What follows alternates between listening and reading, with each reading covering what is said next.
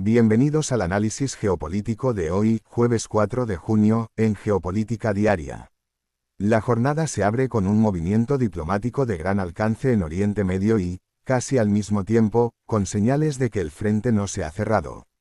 Estados Unidos anunció que Israel y Líbano han acordado la implementación de un alto el fuego, fruto de una reunión trilateral de alto nivel celebrada los días 2 y 3 de junio.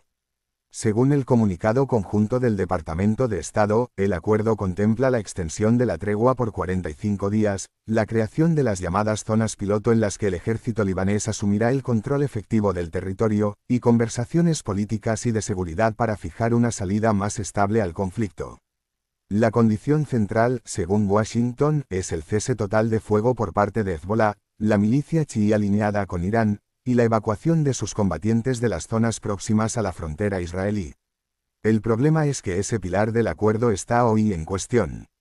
Hezbollah ha rechazado públicamente el marco anunciado por Washington, alegando que no recoge sus demandas máximas, la retirada israelí a posiciones previas a la guerra y el fin de los sobrevuelos sobre territorio libanés.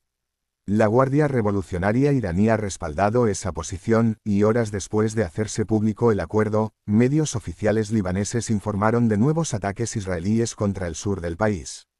El ministro de Defensa israelí advirtió de que su ejército golpeará Beirut si Hezbollah ataca Teherán, lo que vincula directamente este frente con la guerra abierta entre Israel y la República Islámica.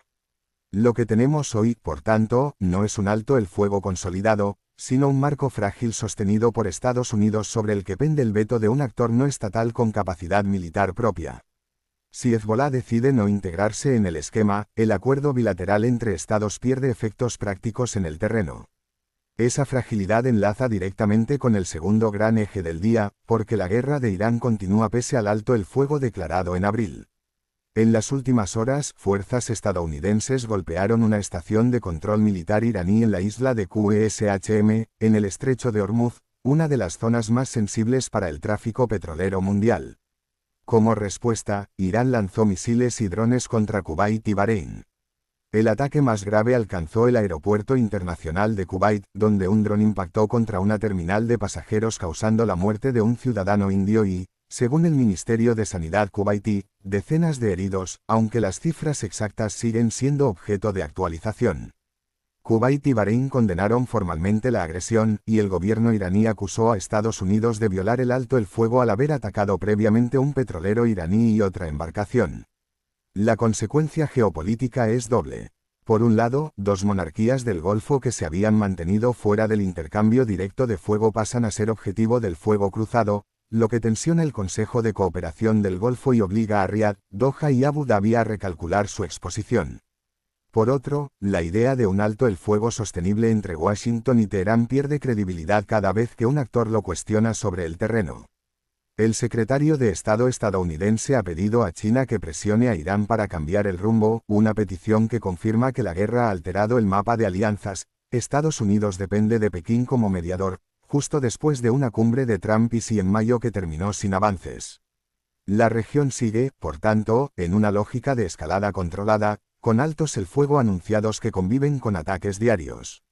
El tercer eje del día se desplaza al frente interno norteamericano y tiene impacto sobre los dos primeros. La Cámara de Representantes de Estados Unidos aprobó este miércoles una resolución de poderes de guerra que ordena al presidente terminar el uso de fuerzas armadas contra Irán sin autorización del Congreso. El resultado fue de 215 votos a favor y 208 en contra, con 4 republicanos sumándose a la totalidad del bloque demócrata. Es la cuarta vez que se vota una resolución de este tipo este año y la primera en la que prospera. La resolución de poderes de guerra es un mecanismo legislativo que limita la capacidad del presidente para sostener operaciones militares prolongadas sin aval parlamentario. La administración Trump ha anticipado un veto y la propia votación se produce mientras el presidente afirma que no hay acuerdo con Irán. La señal política es relevante, el Congreso, incluso con mayoría republicana, indica que el coste interno de la guerra empieza a pesar. Mientras Oriente Medio domina los titulares, el frente euroatlántico ha vivido en estas 24 horas su propio movimiento. Drones ucranianos alcanzaron una terminal petrolera en San Petersburgo y un buque de la flota del Báltico en dique seco en una base naval cercana. El ataque se produjo horas antes del inicio del Foro Económico Internacional de San Petersburgo, el evento de mayor proyección exterior del Kremlin, en el que Vladimir Putin pronuncia su discurso central. La elección del momento es deliberada. Kiev golpea infraestructuras visibles en el corazón de Rusia justo cuando Moscú trata de proyectar normalidad ante inversores y delegaciones extranjeras. El presidente ucraniano Volodymyr Zelensky confirmó la operación. En paralelo, el secretario general de la OTAN Mark Rutte realizó una visita no anunciada a Kiev y aseguró que Rusia está cada vez más desesperada por las dificultades militares y económicas acumuladas, una lectura que el Kremlin rechaza. Hay un dato adicional con consecuencias sobre el flanco oriental de la Alianza Atlántica. Las autoridades rumanas confirmaron que el dron que impactó la pasada semana contra un bloque de apartamentos en la región de Galati, cerca de la frontera con Ucrania, es un Geran 2, de fabricación rusa. El presidente rumano lo hizo público y Francia llamó a consultas al embajador ruso.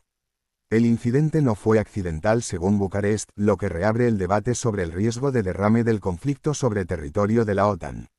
El quinto eje del día lleva la atención a África Oriental. El presidente keniano William Ruto defendió la apertura de un centro de cuarentena para casos de ébola financiado por Estados Unidos, pese a que un tribunal del país lo había suspendido y a las protestas en las calles. Equipos y personal estadounidense llegaron a la instalación, una infraestructura de 50 camas destinada inicialmente a ciudadanos norteamericanos. Ruto sostiene que se trata, según sus palabras, de la decisión correcta, y subraya que Kenia recibirá fondos por preparación sanitaria. Los críticos señalan que el centro debería ubicarse cerca de las zonas de brote y que la decisión convierte a Kenia en plataforma logística sanitaria de un gobierno extranjero por encima de un fallo judicial nacional. El caso ilustra cómo se redibuja la presencia estadounidense en el continente, mediante acuerdos bilaterales discretos en lugar de despliegues militares clásicos. A esto se suman, en un segundo plano, varios procesos abiertos que conviene tener presentes. En Sudán, la guerra entre el ejército y las fuerzas de apoyo rápido permanece en un punto muerto militar tras 3 años, con una crisis humanitaria masiva sostenida y sin perspectiva de alto el fuego operativo. En la República Democrática del Congo, los combates entre el ejército y la milicia M23, respaldada según Naciones Unidas por Ruanda, continúan en los altos de Kivu del Sur. En Haití, las bandas armadas del bloque Vivansan controlan cerca del 90% de Puerto Príncipe mientras se negocia la consolidación de una nueva fuerza extranjera de apoyo. Son frentes que no han producido titulares hoy, pero que conforman el suelo geopolítico estable sobre el que se mueven las grandes maniobras del día. El día deja una imagen reveladora. En Oriente Medio se firman altos el fuego que actores no estatales rechazan en cuestión de horas. En Washington, el Congreso desafía al Ejecutivo sobre los límites del poder militar. En San Petersburgo, drones ucranianos hablan más fuerte que los discursos del Foro Económico ruso. Y en África Oriental, una instalación sanitaria estadounidense abre sus puertas pese a una orden judicial local.